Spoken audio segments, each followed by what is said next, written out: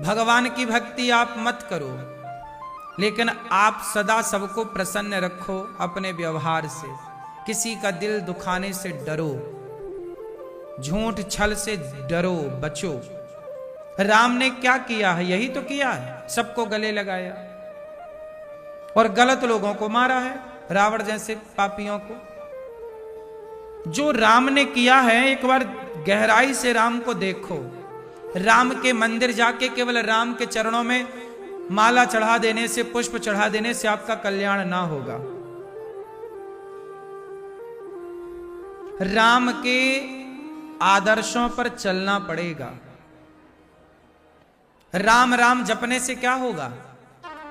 जपो, हम ये नहीं कहते कि जपना नहीं चाहिए, जपो। राम राम जपना भी सही है, लेकिन राम के आदर्शों पर ना चलोगे।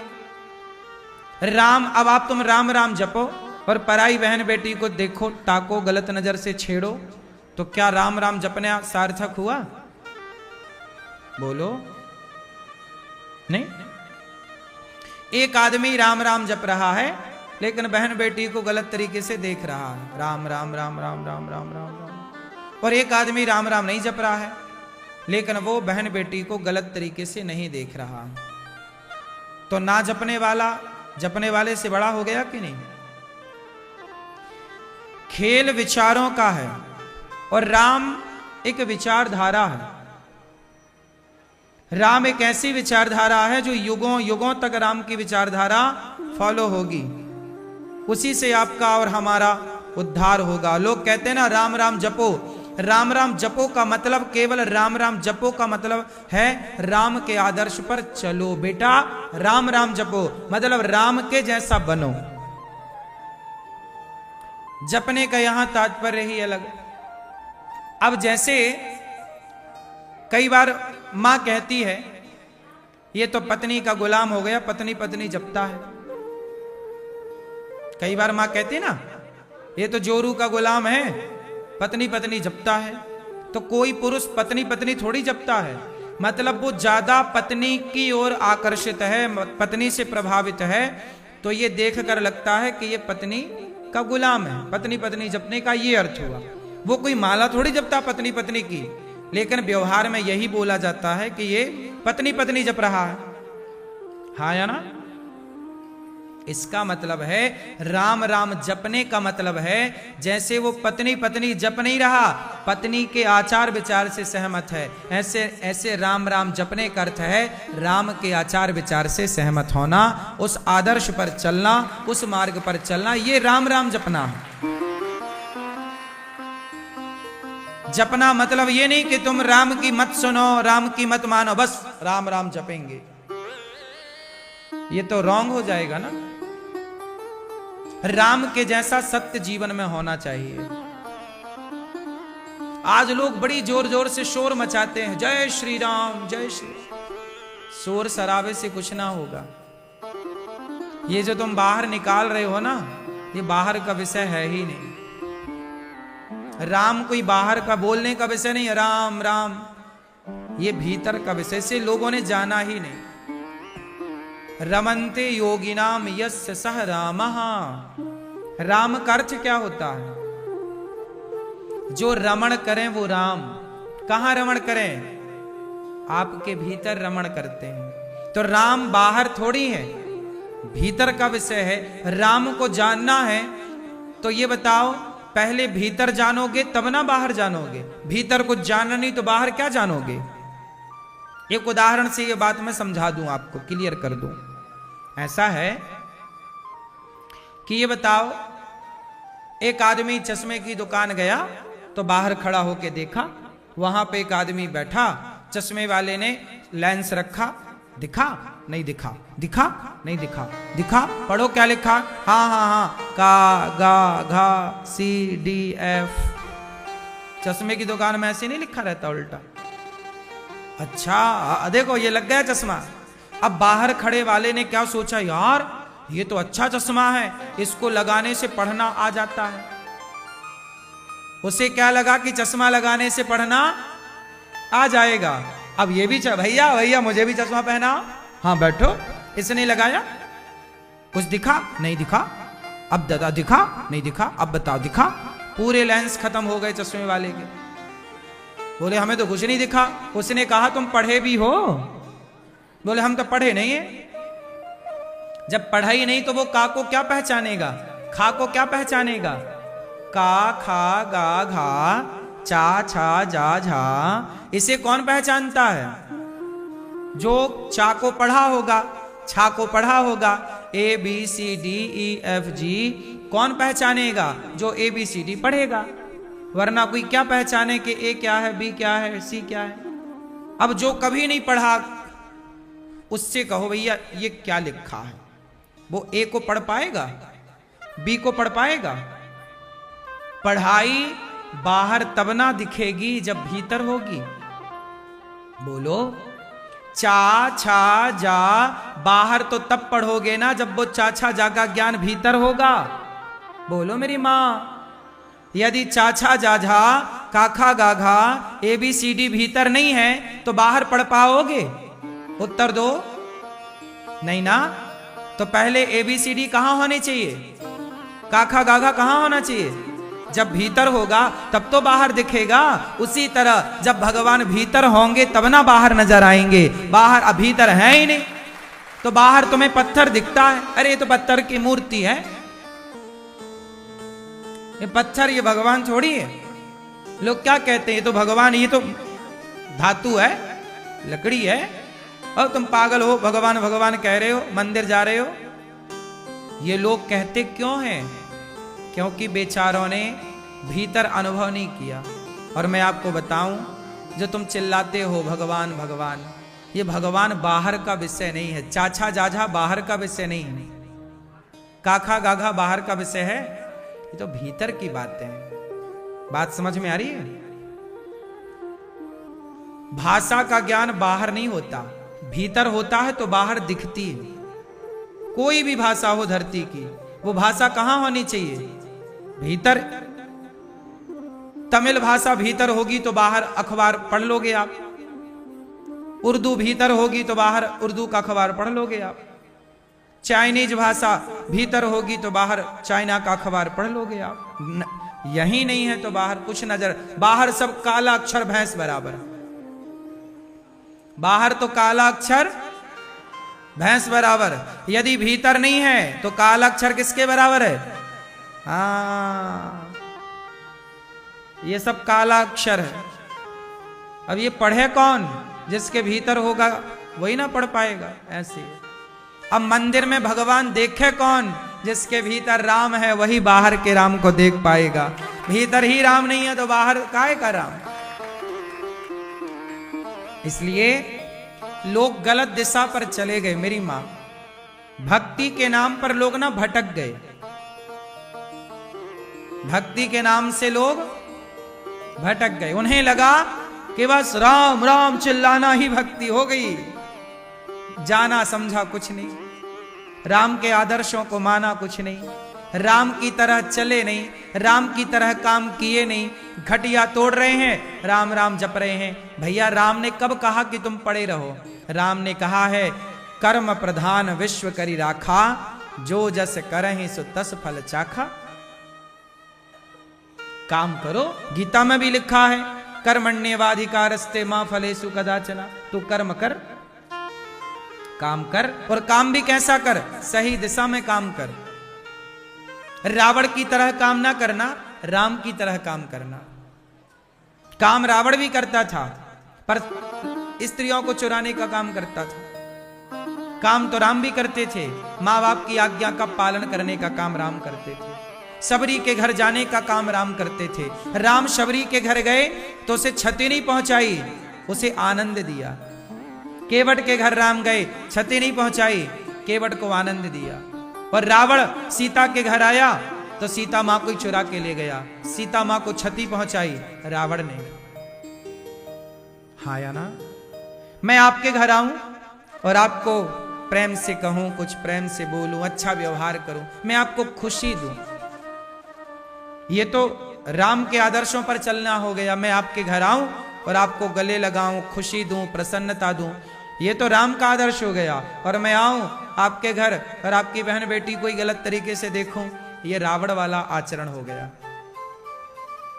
तो राम और रावण, आप ही राम और रावण हैं। कोई राम रावण की बात मत करो। आपके भीतर राम भी हैं और आपके भीतर, वो भैया को जगाओ। राम राम। हो गई नींद एक आध झपकी?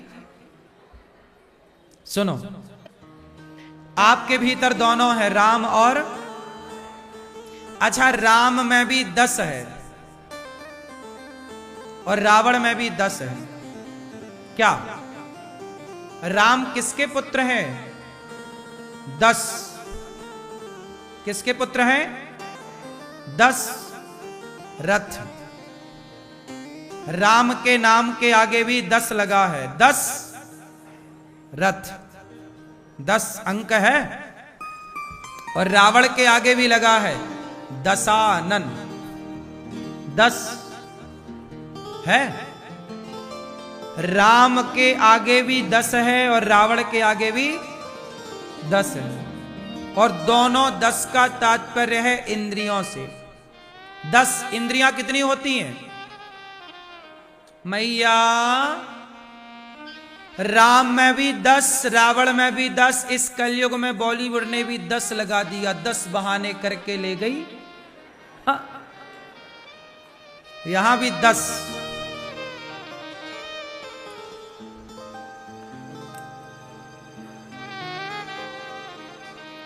दस बहानों से तुम बचो। हम रावण के 10 और राम के 10 की बात करेंगे। 10 रथ, बोलो 10। कौन से रथ हैं 10? राम के पिता का नाम क्या है? 10 रथ। 10 रथ मतलब 10 रथ मतलब 10 इंद्रियां। रथ के घोड़े कितने हैं? आपके शरीर में राजा कौन है? मन। मन का गुलाम कौन है? इंद्रियां। आपकी कितनी इंद्रियां हैं? 10। कौन कौन सी? 5 ज्ञान इंद्री, 5 कर्मेंद्री। ज्ञान इंद्री आंख से ज्ञान देखने का, कान से ज्ञान सुनने का, जिह्वा से ज्ञान स्वाद का, नाक से ज्ञान गंध का, चमड़ी से ज्ञान स्पर्श का, स्पर्श टच। कर्मेंद्र, ये ज्ञान इंद्रिय से ज्ञान हो रहा, शब्द स्पर्श रूप रस गंध। 5 कर्मेंद्रिय हैं जिनसे कर्म होता है। कर्म होता है मुंह से बोलना बताना, पहला। दूसरा हाथ लेना देना, तीसरा पांव चलना फिरना, कर्म हो रहा है। और चौथा मूत्र द्वार और 5वां मल द्वार। मल और मूत्र का विसर्जन भी कर्म ही है। यदि ये मलमूत्र रुक जाए तो आप मर सकते हैं। बोलो हां कि ना? तो ये कर्म है जो कि नित्य आपको करना ही पड़ता है। तो 5 ज्ञानेंद्री प्लस 5 कर्मेंद्री, इन 10 इंद्रियों का राजा है मन। तो इन इंद्रियों को दशरथ जी ने क्या किया? अपने वश में किया। जो इंद्रियों को वश में करता है मतलब इंद्रियों के ऊपर शासन करता है। मेरी आंख मैं जो चाहूंगा वो देखेगी। और आप लोग अपनी आंखों को घुमाते रहते हो। किसी को भी क्यों देखना? कोई आया गया आप उसी को देखते हैं, कोई निकला बगल से उसी को देखने लगते हैं ऐसे ऐसे। आंखों पर कंट्रोल। तो दशरथ जी की आंखों पर, कान पर, इंद्रियों पर क्या था? जो इंद्रियों को जीत लेता है उसके घर राम प्रकट होते हैं। तो 10 रथ के यहां राम। तो दशरथ जी ने इंद्रियों को क्या किया? जोर से जीता। इंद्रियों को जीत गए, इंद्रियों को जीत गए। अच्छा अब चलते हैं दशानन की ओर। रावण की भी 10 इंद्रियां हैं, सबकी हैं। तो रावण इंद्रियों का गुलाम बन गया। रावण की आंख कहती है वाह सीता कितनी सुंदर है, चलो सूप न खाने कहा, सुन राम की पत्नी बड़ी सुंदर है। रावण बोला अच्छा क्या मंदोदरी से सुंदर है? अरे मंदोदरी तो दासी लगेगी।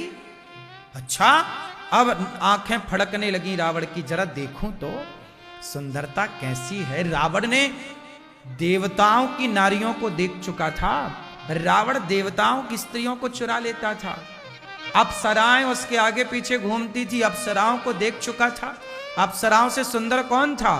लेकिन जब सूर्पनखा बहन ने बताया कि सीता बहुत सुंदर है, तो रावण की आंखों में पानी आ गया। देखो तो, क्योंकि रावण ने धरती की हर सुंदर नारी को देखा था, लेकिन सूर्पनखा कह रही है कि वो बहुत सुंदर है। अब सुनो, साक्षात लक्ष्मी ही तो है ना, साक्षात जगत जननी जगदम्बा ही तो है माता सीता। तो अप्सराएं तो माता सीता के आगे कुछ भी नहीं है। सीता माँ तो त्रैलोक्य की माता है ना, लक्ष्मी है नारायण की पत्नी, उनके जैसा सुंदर कौन हो सकता? तो सूर्पनखा तो ठीक कह रही है कि बहुत सुंदर है, लेकिन रावण ने उन्हें माता मानने की जगह गलत भाव से देख लिया। सुंदरता है, मैं देख के आता हूं। रावण गया। देखो, रावण का कंट्रोल नहीं है उसकी आंखों पर। गया, अब जब गया था तो प्रणाम करता ना, माता आप तो माँ हो, तू बड़ा ज्ञानी था ना, पंडित भी था, तो माता को पहचाना क्यों नहीं? कि ये जब तू ज्ञानी था, भविष्य का जानकार था, तो इतनी सी बात नहीं जान पाया रावण कि ये तो लक्ष्मी है, राम तो नारायण है? इतना नहीं जान पाया। जब तुम देवताओं को जान गए तो तुम इतनी बात ना जान पाए। तुम्हारा भाई विभीषण ये जान गया कि राम भगवान है और चला गया राम की शरण में। जब तुम्हारा सगा भाई जो तुमसे कम पढ़ा लिखा था, रावण ज्यादा पढ़ा लिखा था कि विभीषण? बोलो, रावण ज्यादा विद्वान था। तुम्हारा कम पढ़ा लिखा भाई जान गया कि ये बाली को मार दिया राम ने, राम का डंका बज गया, राम ने बाली को मारा। बाली को कौन मार सकता है? सामान्य। बाली ने स्वीकार किया कि ये भगवान है, रावण ने भी स्वीकार किया कि ये भगवान है। खर दूषण सम मोहि बलवंता, तिन्हि को मारे बिनु भगवंता। रावण को भी लगा ये भगवान है। जब मान गए, तुम जान गए, तो चरणों में काहे ना गिर पड़े? दूसरा पक्ष ये रावण का हो सकता है कि मैं कल्याण करना चाहता था लंका वासियों का। ठीक, कल्याण करने के और भी साधन थे, सीता को चुराना ही साधन नहीं था। रावण गया, आंखों से फिसल गया रावण। अब जब आंखों से फिसला, देखा बहुत सुंदर है, तो रावण का मन हुआ कि ले चलूं लंका। तो रावण ने सीता मां को स्पर्श किया, पकड़ा ना, पकड़ के चढ़ाया और ले गया। तो रावण ने सीता मां को उठाया, ले गया। मतलब रावण ने अपनी, रावण किससे हारा? उत्तर दो, रावण किससे हारा? किससे हारा? रावण राम से बाद में हारा। और रावण राम से क्या हारा? रावण तो अपने इंद्रियों से, अपने आप से हार गया। हाँ। इसलिए मैं कहता हूं, किसी से जीतो ना जीतो, अपने आप से तो जीतो कम से कम। अपने मन से तो जीतो, अपने मन को तो अपने कंट्रोल में रखो, मन को तो आजाद ना छोड़ो। तो रावण अपनी इंद्रियों से हार गया, तो रावण का सर्वनाश हुआ और अपनी इंद्रियों पर कंट्रोल किया दशरथ जी ने, तो भगवान को खींच लिया दशरथ जी के त्याग ने, इंद्रियों के कंट्रोल ने। देख लो, ये परिणाम है।